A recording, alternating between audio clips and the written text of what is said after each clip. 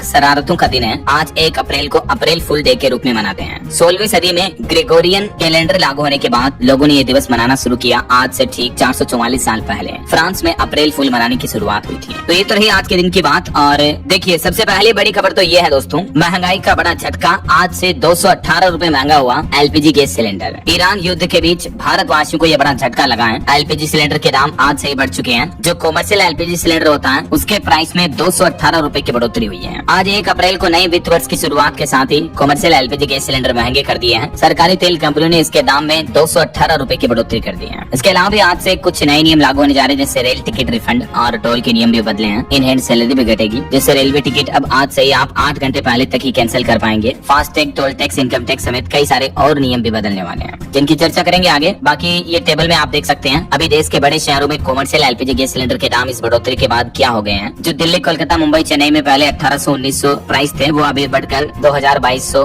तक पहुंच चुके हैं। हालांकि घरेलू एलपीजी गैस सिलेंडर की कीमतों में अभी आज से ही तो कोई बदलाव नहीं किया है। कुछ दिन पहले जो सरकार ने बढ़ोतरी की थी वही है। तो अभी देश के बड़े शहरों में घरेलू एलपीजी गैस सिलेंडर के दाम क्या चल रहे हैं। जो घरों में खाना बनाने का होता है ना, 14 किलो 200 ग्राम वाला, उसके प्राइस भी आप देख सकते हैं। और वही दोस्तों, आज से ही नया वित्त वर्ष भी शुरू होने जा रहा हमारे देश में, न्यू फाइनेंशियल ईयर। तो इसके साथ ही आज 1 अप्रैल से हमारे देश में कई सारे नए नियम, बड़े बदलाव भी लागू होने जा रहे हैं। ये कुछ नियमों का हाइलाइट्स आप देख सकते हैं। न्यू इनकम टैक्स रूल्स के तहत अब 12 लाख रुपए तक की आय पर कोई टैक्स नहीं लगेगा। बीमा पॉलिसी पर जीएसटी नहीं देना होगा। बाकी रसोई गैस सिलेंडर के दाम महंगे हो सकते हैं। दवाओं के दाम बढ़ चुके हैं ईरान इजराइल जंग की वजह से। और नई कारें भी महंगी होगी। आज से 65,000 रुपए तक दाम बढ़ जाएंगे। डिजिटल जनगणना की भी शुरुआत होने जा रही है। तो कुल मिलाकर 1 अप्रैल से कई सारे न्यू रूल्स एंड रेगुलेशंस भी लागू होने जा रहे हैं, जिनके बारे में आगे अपन चर्चा। आज से ही भारत के नए कर ढांचे यानी टैक्स सिस्टम की भी नींव रखी जाएगी। आज 1 अप्रैल से ही न्यू इनकम टैक्स बिल लागू होने जा रहा है। और ये नया आयकर कानून लागू होने से आप पर क्या प्रभाव पड़ेगा, नौकरी पेशा रोजगार वाले लोगों के लिए और इनकम टैक्स पेयर्स के लिए आज से कई बदलाव लागू होंगे। इसके अलावा आज के कुछ और इवेंट देखिए आप। उत्तर प्रदेश के मुख्यमंत्री योगी आदित्यनाथ आज 1 अप्रैल को 250 इलेक्ट्रिक और सीएनजी वाहनों का फ्लैग ऑफ करेंगे। यूपी की राजधानी लखनऊ में कूड़ा प्रबंधन को मिलेगी नई रफ्तार। और आंध्र प्रदेश की राजधानी बनेगा अमरावती। संसद में आज 1 अप्रैल को बिल लाने की तैयारी कर रही है सरकार। वहीं यमुना प्राधिकरण भी लाया मजदूरों के लिए खुशखबरी, 8000 सस्ते प्लॉट्स मिलेंगे। 1 अप्रैल आज से ही नई स्कीम शुरू होने जा रही है। नोएडा एयरपोर्ट के पास आशियाना बनेगा। तो आज 1 तारीख से ये नई आवंटन दरें अमल में लाई जाएगी। ईडा की ये नई योजना है। और इसके अलावा देखिए दोस्तों, आज 1 अप्रैल से ही बिहार राज्य में चलेगा अतिक्रमण हटाओ अभियान। सभी जिला अधिकारियों को नीतीश सरकार ने आदेश जारी किया, यानी बिहार में आज से फिर गरजेगा बुलडोजर। अतिक्रमण के हर केस की बनेगी लिस्ट। नोटिस से लेकर कार्रवाई तक सब कुछ प्रोसेस मॉनिटरिंग की जाएगी। वहीं 1 अप्रैल 2026 से जनगणना का पहला चरण भी शुरू होने जा रहा। 33 सवाल पूछे जाएंगे आपसे। अगर गलत जवाब दिया तो आपको नुकसान भी हो सकता है। जनगणना 2026 के पहले चरण की आज से शुरुआत होने जा रही है। हालांकि ऑप्शन होगा, आप ऑनलाइन पोर्टल पर भी जानकारी दे सकेंगे। और इस बार की जनगणना में लिव इन कपल को भी शादीशुदा का दर्जा मिलेगा। ये वो टोटल 33 सवालों की लिस्ट भी आप देख सकते हैं। इन सवालों के जवाब आपको देने होंगे। जनगणना के लिए जो सर्वे वाले कर्मचारी आपके घर तक आएंगे वो आपसे ये सवाल जवाब पूछेंगे। ये जनगणना टोटल 2 फेज में होगी। मैंने आपको बताया था कल ही अपडेट। पहला चरण अप्रैल से सितंबर 2026 तक इस साल चलेगा और दूसरा चरण अगले साल फरवरी 2027 में शुरू होगा। चलिए अगला अपडेट देखिए दोस्तों, उत्तर प्रदेश के श्रमिकों की भी आज 1 अप्रैल से बढ़ेगी दैनिक मजदूरी। कालीन और कांच उद्योग के कामगारों को सीधा फायदा मिलेगा। यूपी के संगठित और असंगठित क्षेत्र के लाखों श्रमिकों की दैनिक मजदूरी आज से ही बढ़ने जा रही है। यूपी श्रम विभाग ने महंगाई को देखते हुए मूल दरों और महंगाई भत्ते में संशोधन यानी बदलाव किया है। और इस बढ़ोतरी के तहत औसतन 10 से 14 रुपए प्रतिदिन की बढ़ोतरी की गई है। ऐसे में किन किन श्रमिकों के लिए कितनी बढ़ोतरी हुई है, डिटेल जानकारी आप देख सकते हैं। अर्ध कुशल, कुशल और अकुशल श्रमिकों के लिए अब मिनिमम दिहाड़ी मिनिमम मजदूरी इतनी पर डे होगी। जो पहले कितनी थी बढ़कर कितनी हो चुकी है, जानकारी आप देख सकते हैं। और मौसम विभाग ने भी चेतावनी जारी की। आज 1 अप्रैल को दिल्ली समेत देश के 19 राज्यों में भारी बारिश तूफान की चेतावनी है। 75 किलोमीटर प्रति घंटा की रफ्तार से हवाएं भी चलेगी। तो आगे मैं आपको बताऊंगा और भी पूरे मौसम समाचार विस्तार से। फिलहाल आगे बढ़ते हैं खबरों में। कुछ ईरान इजराइल जंग से जुड़े बड़े अपडेट्स देख लेते हैं। तो देखिए दोस्तों, ईरान पर अमेरिका और इजराइल के हमलों को 32 दिन हो चुके हैं।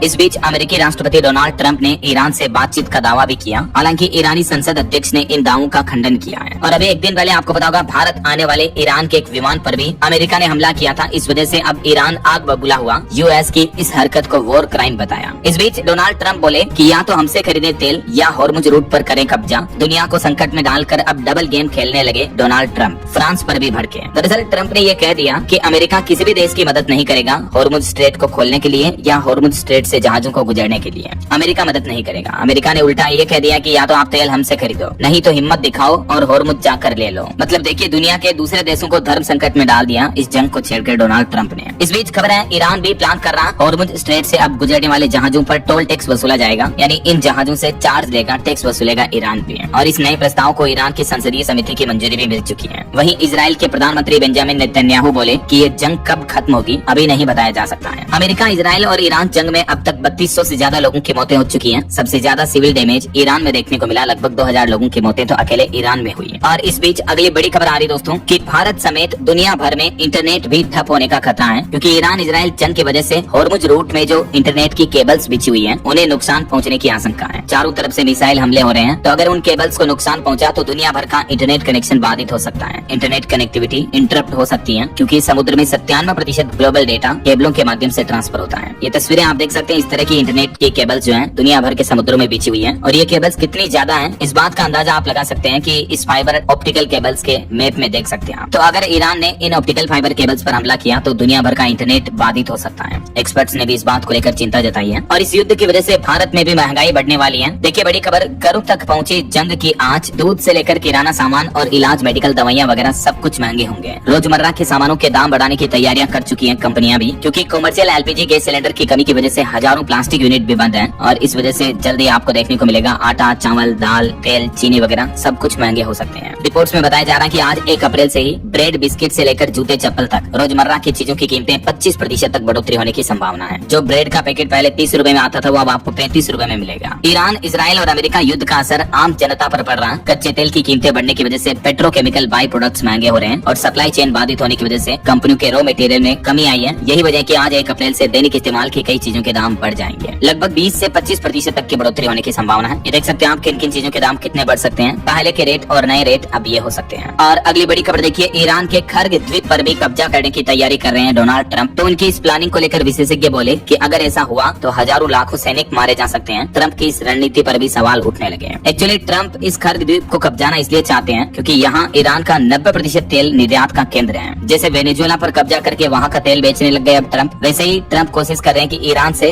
ये द्वीप छीन ले, ताकि ईरान का 90% तेल का कंट्रोल भी ट्रंप के हाथों में आ जाएगा। लेकिन ट्रंप की इस प्लानिंग पर एक्सपर्ट्स ने चिंता जताई कि अगर ट्रंप ऐसा करते हैं तो दुनिया में तीसरा विश्व युद्ध भी शुरू हो सकता है, क्योंकि खर्ग आइलैंड पर घुसना आसान होगा ट्रंप के लिए, लेकिन वहाँ टिकना मुश्किल होगा। ऐसा क्यों? तो खबर आ रही कि अमेरिकी राष्ट्रपति डोनाल्ड ट्रंप जमीनी सेना का इस्तेमाल करके ईरान के इस तेल ठिकाने वाले खर्ग आइलैंड पर कब्जा नियंत्रण करने की बात जो कह रहे हैं, इस पर विशेषज्ञों का कहना कि अमेरिका इसे हासिल तो जल्दी कर लेगा, लेकिन वहाँ टिकना मुश्किल होगा। यूएस की सेना गंभीर खतरे में पड़ जाएगी और इस कदम से युद्ध और छोटा होने की बजाय लंबा खिंच सकता है, क्योंकि ईरान इतनी आसानी से हार नहीं मानेगा। अगर ट्रंप के सैनिक वहाँ तैनात हुए तो ईरान फिर आए दिन हमले करेगा। ईरान अमेरिका को आसानी से इस आइलैंड का तेल निकाल कर बेचने देगा क्या? ऐसे कभी नहीं। इसलिए एक्सपर्ट्स इस बात को लेकर पहले ही चिंतित हैं। हालांकि ट्रंप के तेवर कुछ नरम पड़ते नजर आ रहे हैं। होर्मुज स्ट्रेट खुले बिना भी ईरान के खिलाफ युद्ध समाप्त करने की रणनीति पर विचार कर रहे हैं अब डोनाल्ड ट्रंप। अगले 4 से 6 सप्ताह के भीतर इस ऑपरेशन को समेटने की योजना भी बनाई जा रही है, ऐसे भी रिपोर्ट्स आ रही हैं। और जेपी मॉर्गन की रिपोर्ट में चौंकाने वाला दावा किया गया कि अगर ये होर्मुज जल डमरू मध्य रूट अगले 1 महीने तक बंद रहा तो कच्चे तेल की कीमतें, क्रूड ऑयल की प्राइस जो है $150 प्रति बैरल तक पहुंच सकती है। और अगर इतना महंगा कच्चा तेल हो गया तो दुनिया भर में पेट्रोल डीजल की महंगाई से त्राही त्राही मच जाएगी। हमारे भारत में भी पेट्रोल डीजल के रेट्स काफी महंगे हो सकते हैं। चलिए अगली बड़ी खबर देखिए दोस्तों, भारत को लेकर झूठ बकता रहा पाकिस्तान, लेकिन अब खुद अमेरिका ने दुनिया को सच्चाई बता दी और पाकिस्तान की काली करतूतों का खुलासा किया है। जी हाँ, अमेरिका की एक रिपोर्ट में ये बात का खुलासा किया गया कि पाकिस्तान में अब भी 15 बड़े आतंकी संगठन एक्टिव हैं और इनमें से ज्यादातर संगठन भारत के खिलाफ काम कर रहे हैं। अमेरिकी कांग्रेस की रिसर्च सर्विस CRS की ये रिपोर्ट जारी हुई और इसमें कहा गया कि पाकिस्तान में कम से कम 15 आतंकी संगठन एक्टिव हैं और कई संगठन भारत को निशाना बनाने के लिए काम कर रहे हैं, जैसे लश्कर-ए-तैयबा, जैश-ए-मोहम्मद और हिजबुल मुजाहिदीन जैसे संगठनों का ध्यान खास तौर पर भारत और जम्मू कश्मीर पर है। जबकि पाकिस्तान भारत में आतंक फैलाने के नाम से पहले से ही बदनाम है, फिर भी पाकिस्तान हर बार अपने इस झूठ को छिपाता रहता है और नकारता रहता है। लेकिन देखिए, अब तो खुद अमेरिका ने पाकिस्तान के इस झूठ का पर्दाफाश किया है। वहीं ईरान इजराइल जंग पर एक और बड़ी खबर आ रही कि ईरान ने अब खुली चेतावनी दी, कहा कि आज से अब हम अमेरिकी टेक कंपनियों पर हमला करेंगे, जिसमें माइक्रोसॉफ्ट, एप्पल और टेस्ला समेत कई सारी कंपनियों को निशाने पर बनाने का ऐलान किया है ईरान ने। गूगल, एप्पल, टेस्ला समेत अमेरिका की जो दिग्गज टेक कंपनियां हैं उन पर मिसाइल छोड़ेंगे। 18 कंपनियों को निशाना बनाएंगे हम। ईरान ने अमेरिका को ये भी खुली चेतावनी दी है और अमेरिका को इस युद्ध में भारी नुकसान भी उठाना पड़ रहा। देखिए, रिपोर्ट्स आ रही कि इस युद्ध में हर दिन तकरीबन $1 अरब खर्च कर रहा अमेरिका। मिसाइल, ड्रोन और डिफेंस सिस्टम को भारी नुकसान हो रहा है। इस बीच एक रिपोर्ट में ये भी दावा किया जा रहा है कि ईरान में सत्ता परिवर्तन हो चुका है। ये कहना है अमेरिका के रक्षा मंत्री पीट हेगसेथ का।